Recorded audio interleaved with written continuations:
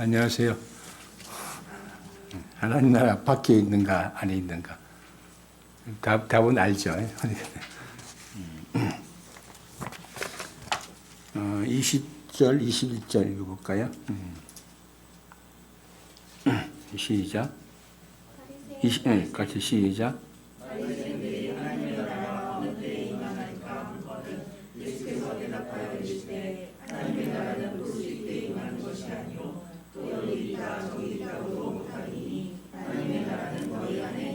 예. 바리새인들이 와서 물었죠. 그러니까 하나님의 나라가 어느 때 임합니까? 할 때. 여기서 말하는 하나님 나라는 뭐라고 볼 수 있겠어요? 그러니까 어떤 세상, 그러니까 뭐죠? 정권이 바뀌고 또 정의가 실현되고 눈에 보이는 그 나라겠죠. 그래서 이제 어느 때 임합니까? 이 말은 요즘은 그런 질문을 별로 안 하는데 예전에 한 2, 3년 전만 해도 하나님 나라가 인다고 다시 뭐 예수님의 재림이 뭐 몇 년 후에 있을 거다. 뭐 예전에 뭐 88년도 있을 거다. 뭐 해가지고 막 어떤 사람은 흰 옷 입고 다 산에 올라가서 기다리고 기다리다가 안 와가지고 그냥 내려오고 이제 요새는 왜 그런 이야기가 없는지 모르겠어요. 하도 이제 그런 말이 하다가 다 쏘아가지고 그 말 잘 안 듣는 것 같아요, 이제는. 근데 예수님 뭐라 했냐면 여기 보니까 20절 끝에 보면 하나님 나라는 볼 수 있게 임하는 것이 아니요. 또 여기 있다, 저기 있다고도 못하리니 이렇게 되어 있죠. 그러니까 아마 사람들은 하나님 나라를 볼 수 있게 임한다고 본 것 같아요. 또 어떤 특정 장소에 임한다고 생각한 거죠.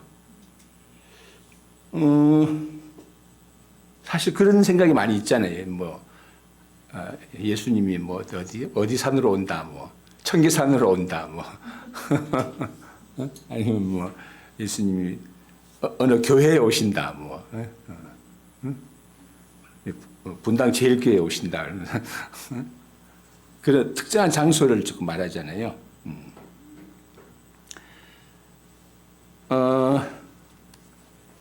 그리고 이제 언제 이루어질 것인가, 또 어디에 이루어질 것인가, 문제. 뭐 미국에서 이루어질 것인가, 대한민국에서 이루어질 것인가, 아니면 중국에서 이루어질 것인가. 근데 이제 하나님 나라가 볼 수 있게 임한다고 기대하는 이들이 두 가지 점을 놓치고 있는 것 같습니다. 첫째는 뭐냐면 하나님의 나라가 아직 임하지 않았다고 생각하는 거죠. 근데 예수님은 뭐라고 그랬습니까? 여기 보면 21절 읽어볼까요? 네, 시작.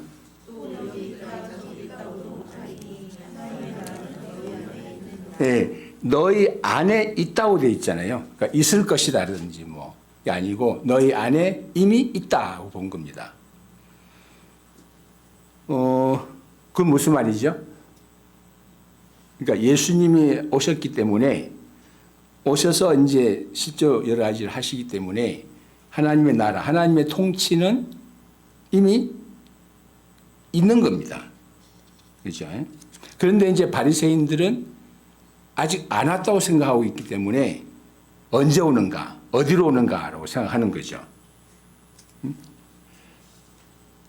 그들이 생각하는 하나님 나라는 그 현실적인 거죠. 예를 들어서 뭐 그들이 봤을 때 그들의 현실에는 하나님 나라가 있지 않는 것 같습니다.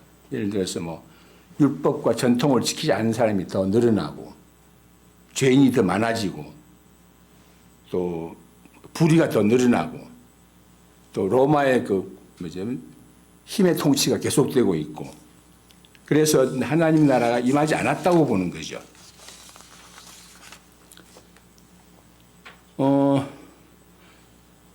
지금 우리나라를 볼 때 하나님 나라가 온 것인가 안 온 것인가?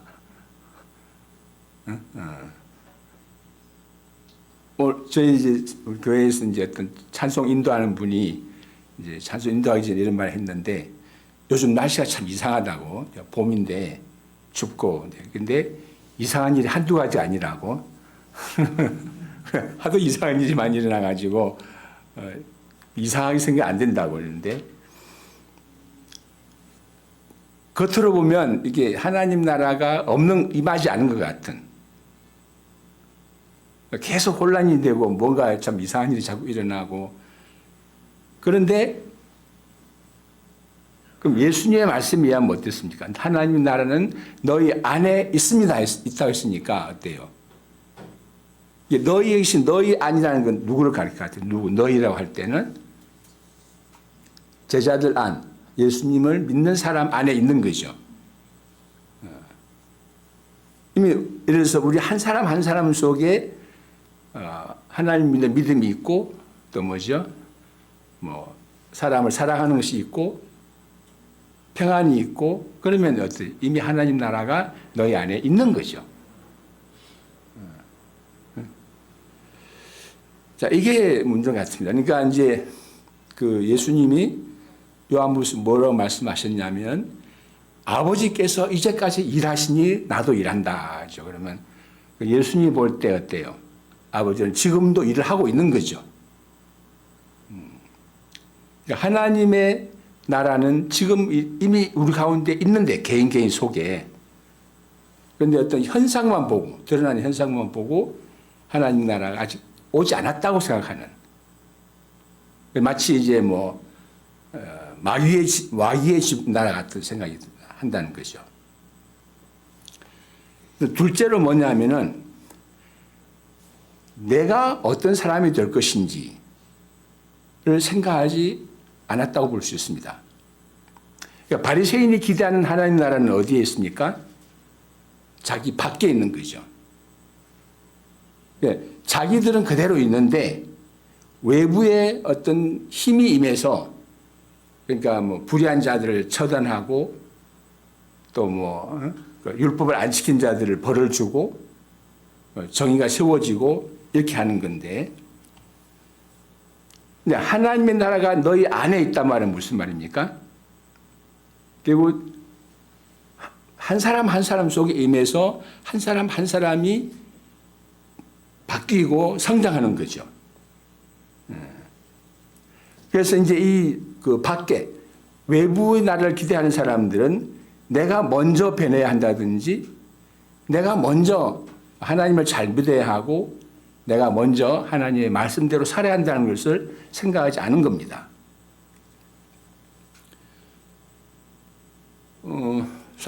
사람들이 사회정의를 많이 하죠. 부정부패를 말하고, 또 구조를 말하고 정책을 말합니다. 구조를 바꿔야 된다 하는데, 그런데 나 자신부터 정의롭게 생각하고 정의롭게 행동해야 한다는 것은 잘 생각하지 않는 것 같아요.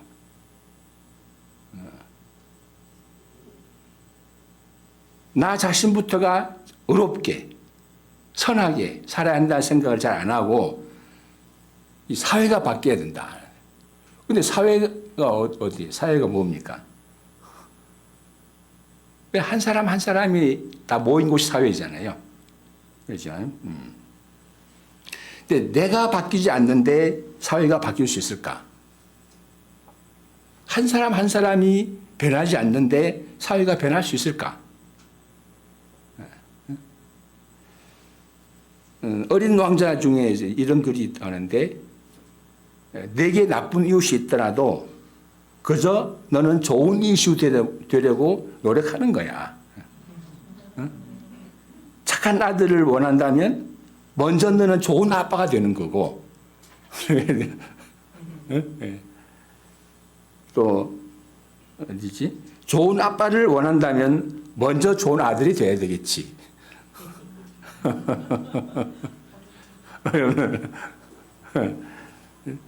아들이 착하면 아버지도 착해지는 것 같아요. 그죠? 남편이나 아내, 상사 또는 부하 직원의 경우도 마찬가지야. 그래서 내가 좋은 아내를 원하면 뭐가 돼야 돼요? 좋은 남편이 돼야 되고, 좋은 남편을 원하면 좋은 아내가 돼야 되는 거죠. 근데 보통 어떻게 생각해요? 나는 좋은 남편이야. 나는 좋은 아내야 생각하고 이제 다른 사람이 바뀌어야 한다고 생각하기 쉽죠. 유명한 철학자는 이제 그 데카르트도 그렇게 했는데, 그 사람은 나는 세상을 바꿀 생각은 없다. 그리고 나는 내가 세상을 바꿀 수도 없다. 그러나 내가 나를 바꿀 수는 있다고 해서 이제 그는 평생 자기 자신을 바꾸기 위해서 애썼습니다. 그랬을 때 그가 세계적인 철학자가 된 거죠. 철학사를 바꾸는 철학자가 된 겁니다.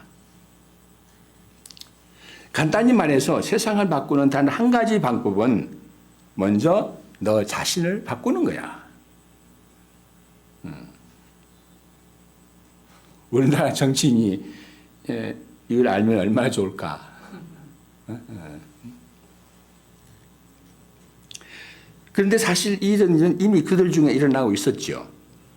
예수께서 그 어부 시몬을 사랑 나는 어부로 바꾸시고, 또 무등병 걸린 사람을 깨끗하게 하시고, 병든 사람을 치료하시고, 건강하게 하시고, 율법에 눌려 두려워하는 사람에게 평안을 주시죠. 그럼 이미 하나님의 나라는 그들 안에 와 있는 겁니다. 예수께서 이제 그 두려워하는 자들에게 말씀했죠. 요한복음에 보면 나의 평안을 너에게 주노라. 예수님의 평안이죠. 그러니까 예수님의 평안은 어떤 평안입니까? 아무 일 없는, 아무 사고도 안 생기는 평안이 아니라 오히려 무시무시한 사건 속에서 누리는 평안함. 그 평안이죠. 근데 그 예수님의 평안은 어디서 온 겁니까? 하나님이 내 생명을 주관하신다. 하나님이 여러 주변 상황들을 주관하신다는 믿음 안에서 평안한 거죠. 우리는 평안하면은 이제 무슨 일이 없는 것. 평안하세요 그러면 무슨 말이에요? 뭐 아무 일 없기를, 뭐 꽃길만 걷기를. 꽃길 걷다 미끄러질까 조심해야 됩니다. 그죠?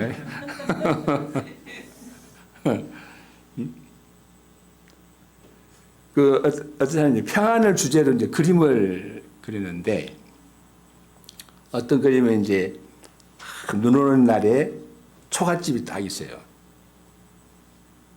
그게 평안일까, 이제. 근데 그 초가집에 무슨 일이 벌어지고 있는지 아무도 모르죠. 또 한 그림은 뭐냐 하면, 폭풍 치는 바다 위에서 떠도는 나무, 통나무, 큰 통나무가 있고, 그 통나무 안에 조그만 구멍이 있는데, 그 안에서 새가 앉아서 졸고 있는 것. 어느 게 평안이겠어요? 그러니까 예수님의 평안은 그런 평안이죠. 그러니까 그런 평안이 있는 사람은 어떻겠어요? 사람에게 일이 생겼다, 어려움이 생겼다, 그런 게 전혀 영향을 안 끼치죠. 오히려 그런 평안이 있는 사람은 어떻게 했어요? 주의를 바꾸겠죠. 그런 평안이 있는 사람 옆에 가면, 불안한 사람 옆에 가면 어떻게 했어요? 평안해지겠죠. 근데 평안한 사람이 막 불안한 사람 옆에 가면 어떻게 되겠어요? 불안해지죠.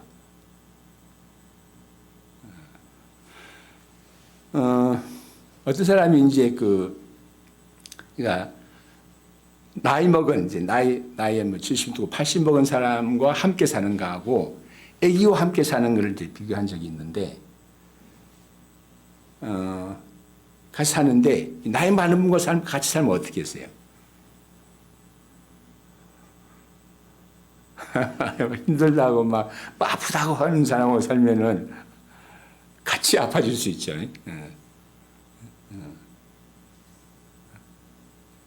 우리 이은희 교사님도 아마 그런 것 같아요. 나이 많아서 어머니와 같이 살다 보니까 같이 힘들어지는데 애기랑 살면 어때요? 맨날 웃고 떠들고 하니까 같이 웃고 웃을 일이 생기잖아요. 그처럼 내게 평안이 있으면 주위의 불안을 다 이겨내고 오히려 불안한 사람이 와서 평안을 얻을 거고, 내게 불안이 있으면 평안한 사람이 와서 오히려 불안을 느끼게 할 수 있겠죠. 예수님은 이미 사람들에게 그 평안을 주신다고 볼 수 있습니다. 또 예수님은 뭐라고 하시냐면 나의 사랑을 너희에게 준다. 나의 사랑으로 너희를 사랑하라고 되어 있죠. 예수님의 사랑은 어떤 사랑이에요? 자기를 사랑하는 사람뿐 아니라 자기를 미워하는, 배반한 유다를 사랑한 사랑이고, 또 자기를 못 박은 사람을 향해서 기도할 때 아버지 저들을 용서해 주십시오. 자기들이 뭘 하고 있는지 모릅니다. 그 사랑이죠. 그 사랑이 내 있으면 뭐 누가 나를 미워한다고 해서 그것에 눌리거나 하자. 오히려 그 사랑으로 그 사람을 감당하게 되면 사랑이 퍼져나가겠죠. 그러니까 예수님은 이미 자신이 하나님의 사랑과 평안을 가지고 오셔서 사람들에게 이미 그 일을 시작하신 겁니다. 그러니까 하나님 나라는 밖에 있지 않고 여기 있다 저기 있다 하지 않고 바로 너희 안에 있다. 이런 것이죠. 그런데 왜 사람들은 하나님 나라가 여기 있다 저기 있다 이거 말할까? 어디 가면 뭐 어느 교회 가면 있다더라 뭐 이런 할까? 그래서 왜 여기저기를 찾아다닐까? 구약 시대를 배경으로 볼 때 하나님은 어떤 특정 장소에 계신다고 말하시는 것 같습니다. 요한복음 4장에 보면 그 여자가 말했죠. 예배할 곳이, 당신들은 예배할 곳이 예루살렘에 있다고 하는데 우리는 여기 사람들은 사마리아에 있다 하고 당신은 예루살렘에 있다고 하는데 어느 게 맞습니까? 그렇죠? 또 이제 이사야에서 이런 말씀이 있죠. 율법이 시온에서부터 나올 것이요 여호와의 말씀이 예루살렘에서부터 나올 것이다. 또 하나님은 이스라엘에게 아무 데서나 제사를 드리지 말고 특정한 곳에 제사를 드리라고 했습니다. 그런 게 있다 보니까 어떤 특정한 장소에 하나님 계신다고 생각하게 되는 것 같아요. 그런데 어떤 특정한 장소를 신성시하다 보면 하나님을 특정 장소에 묶어두게 됩니다. 하나님을 어떤 제한되는 분으로 여기죠. 그런데 하나님은 어떤 분이라고 되어 있습니까? 어디든. 이제 다윗의 시에 보면 뭐 어떻습니까? 하나님은 내가 뭐 저 음부에 내려갔더니 거기도 계시고, 뭐 산으로 갔더니 거기도 계시고, 뭐 그렇게 말하죠. 37절을 한번 읽어볼까요?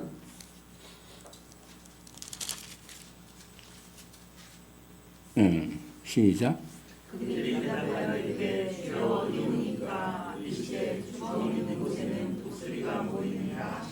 자, 이게 무슨 말인가 할 때 죽음이, 그러니까 시체가 있는 곳에는 독수리가 모인다. 이 말 이해하죠?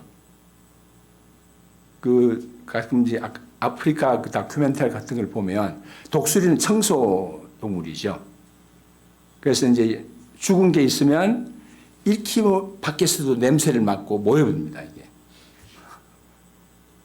그러니까 시체가 독수리인데 가는 게 아니고 시체가 있는 곳에 독수리가 모이죠. 이 말은 무슨 말입니까? 사람이 있는 곳이면 어디든지 예수님은 오신다는 뜻이 됩니다. 그러니까 결국은 예수님은 어떤 특정 장소를 중심이 아니라 어디로? 사람을 중심으로. 어떤 장소를 정해놓고 이리 와라 이게 아니라 사람이 있는 곳에 어디든 예수님이 가신다는 거죠. 왜 그렇게 합니까? 그러면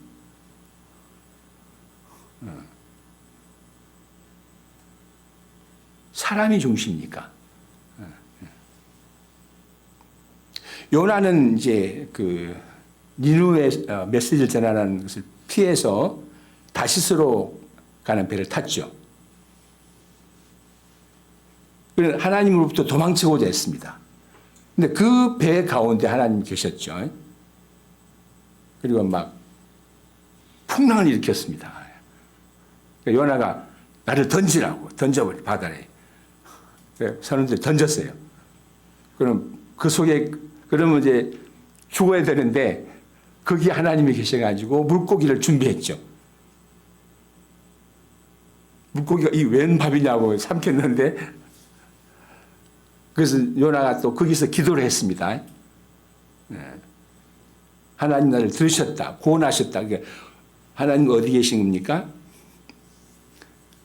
물고기 뱃속에도 계셨다. 이렇게 볼 수 있는 거죠. 주여 어디입니까? 라고 물을 필요가 없는 겁니다. 내가 어디로 가야 됩니까? 할 필요가 없는 겁니다. 내가 있는 그곳에 주님이 오신다고 볼 수 있는 거죠.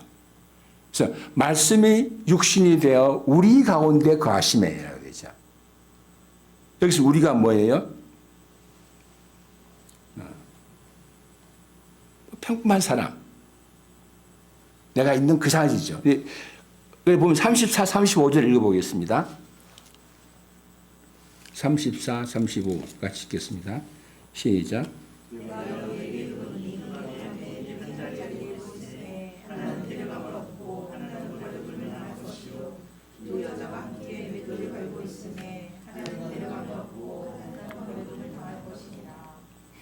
같은 때에 같은 장소에 있는 두 사람이 있습니다. 그렇죠? 근데 한 사람은 데려감을 당하고 한 사람은 버려둠을 당했어요. 이건 뭘 말합니까? 장소가 구원의 조건이 아닌 거죠. 장소가 구원의 조건이라면 어떻게 돼? 한 침대에 있던 사람은 같이 가야죠. 같이 맷돌도 하던 두 여자는 같이 가야죠. 하나는 데려감을 당하고 하나는 버려둠을 당했다고 했습니다. 그건 뭡니까? 결국은 그 사람 자체가 결정 요인이라는 걸 볼 수 있습니다.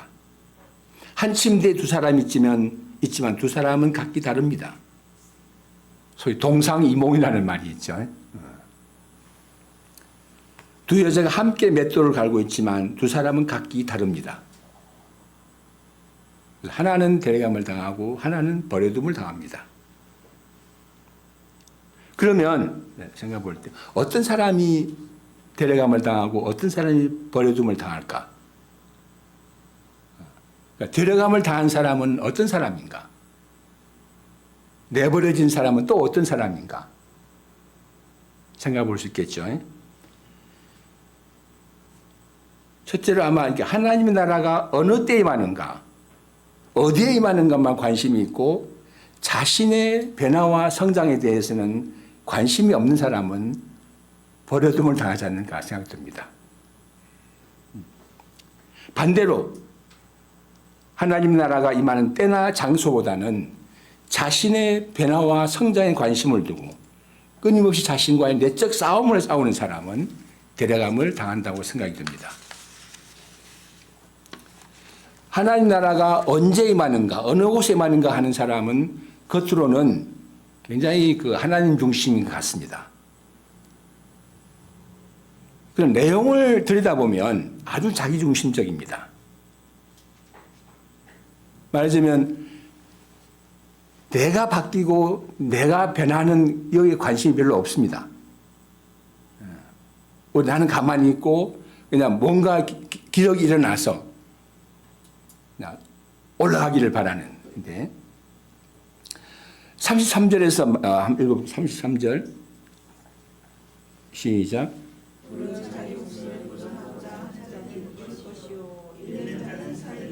예. 그러니까 장소에만 관심을 갖는 사람은 사실 자기 목숨을 보존하고자 하는 사람이라고 볼 수 있습니다. 그러니까 예수님이 어느 산으로 오신다고 하면서 기다리는 사람들이 있었죠. 그 사람들의 우두머리는 이제 예수님이 오시니 돈도 필요 없고 집도 필요 없다. 집 팔아서 다 내놔. 밭을 해놓고는 자기가 다 가져버렸죠. 반면 자신의 변화와 성장에 관심을 두고 자신과의 내적 싸움을 싸우는 사람은 겉으로 보면 자기 중심인 것 같이 보입니다.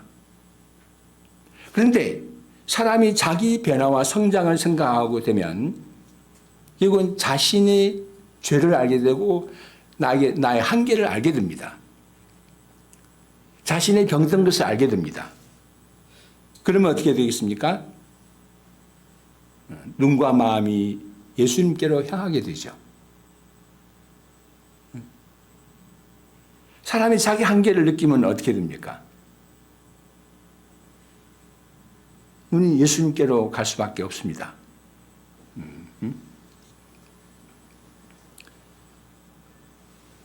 치료자 예수님을 생각하게 되고 예수님의 도움과 치료를 받고자 하게 됩니다. 그죠?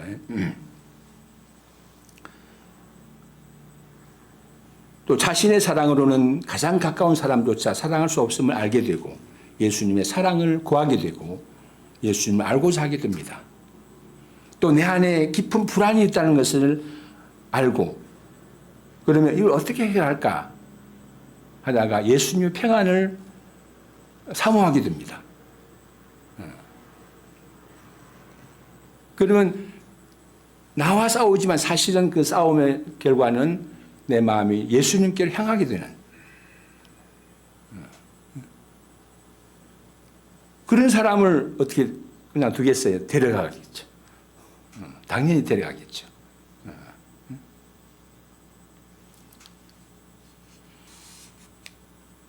둘째로 그 노아 같은 사람은 데려감을 얻고 먹고 마시는 사람은 버려둠을 당합니다. 여기 이제 17장 27절 읽어볼까요? 27절 시작.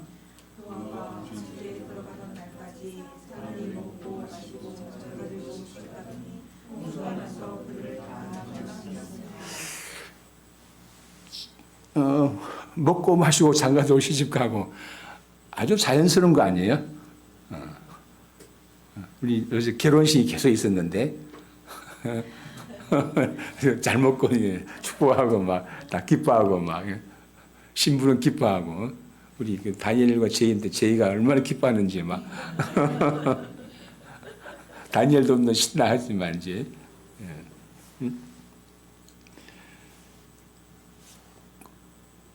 그렇다고 해서 이게 이제 홍수를 멸망당했다? 이건 좀 너무한 것 같지 않습니까? 너무 심하다, 이거는. 그러면 먹지도 말고, 마시지도 말고, 뭐, 시집도 가지 말고, 장가도 가지 말란 말인가, 이제. 근데 노아 시대 사람들은 폭력적이었습니다. 성경에 보면. 그 강포했다가 아주 폭력적이라고 썼습니다. 근데 예수님은 그들이 먹고 마시고 시집가고 장가갔다고 했습니다. 그럼 이거하고 폭력적이라는 거는 서로 안 맞는 것 같아요.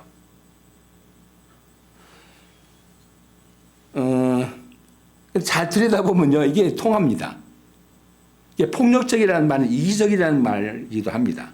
사람이 이기적이 되어 자기 이익을 구할 때 사나워집니다.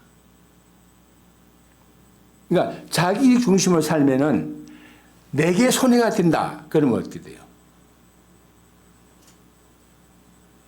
이거 뭐 사업하다가 내가 손해를 본다. 그러면 어때요, 우리 이호승 집사님?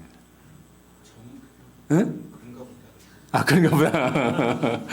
여기는 아주 성인에 가까워 가시고 이제. 근데 보통은 막 이제 막 싸우고 사나워지고 그렇게 되기 쉽죠.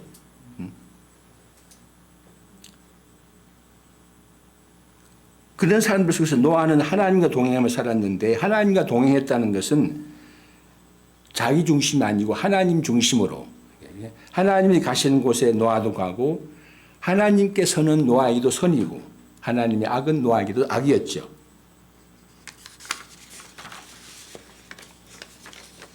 사람이 근데 시집가고 장가가는 일에 관심을 쓰면 결국은 이기적이 되고 폭력적이 될 수 있습니다. 먹고 마시고 시집가고 장가가려면 돈이 필요하죠, 이제. 돈이 필요하니 돈을 벌고자 하게 되고, 돈을 벌고자 하면 결국 수단방법을 가리지 않게 될 수 있습니다. 그러니까 돈을 벌기 위해서라면 마피아가 되고 마약을 팔고 만들고 팔기도 하고, 그러면서 돈을 벌 수만 있으면 그런 게 다 선이 되어버리는, 그렇게 되죠. 먹고 마시고 시집가고 장가가는 일이 전체가 나쁜 일이 아닙니다. 오히려 너무나 자연스러운 것입니다. 그런데 그 일을 자기 힘으로 해결하고 하기 때문에 오히려 폭력적이 되는 게 아닌가 싶습니다. 예수님의 말씀에 의하면 먹고 마시는 것은 하나님 아버지께서 책임지신다고 했습니다. 또 하나님이 짝지어 주신다고 했습니다. 결혼에 대해서도. 그러면 하나님을 믿고 의지하면 여유를 갖고 살아갈 수 있는데, 내 힘으로 하고 자다 보면 나도 모르게 폭력적이 될 수 있습니다. 그러면 어떻게 했어요? 버려둠을 당하겠죠. 데려감을 얻는 사람은 하나님께로 데려감을 얻습니다. 그래서 하나님이 목자가 되시고 인도자가 되시죠. 그러니까 목자는 이제 앞서가는 존재인데, 목자에서 이렇게 말하죠. 목자는 자기 양의 이름을 각각 불러 인도해 내느니라. 자기 양을 다 내어놓은 후에 앞서가면 양들이 그의 음성을 알기 때문에 따라옵니다.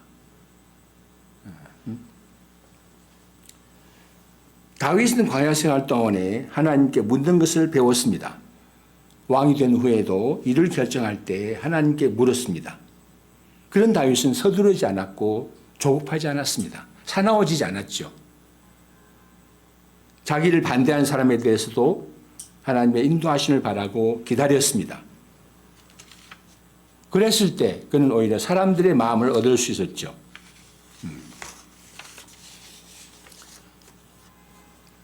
끊임없이 자기와 싸우고 믿음을 갖고자 하고 하나님을 알고자 하고 하나님께 사실을 맡기는 사람은 어떻게 되겠습니까? 데려감을 당할 것이고, 그렇지 않은 사람은 버려둠을 당하죠. 사울이 대표적인 경우인데, 그가 하나님의 택함으로 왕이 되었지만 어떻게 했어요? 왕권을 자기가 지키려고 했고, 또 자기 반대되는 다윗을 죽이려고 했고, 굉장히 사나워졌죠. 그런 사울은 어떻게 됐습니까? 이건 버려짐을 당했죠.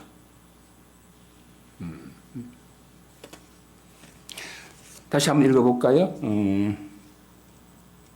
몇 절이지? 20절, 21절 다시 읽겠습니다. 시작.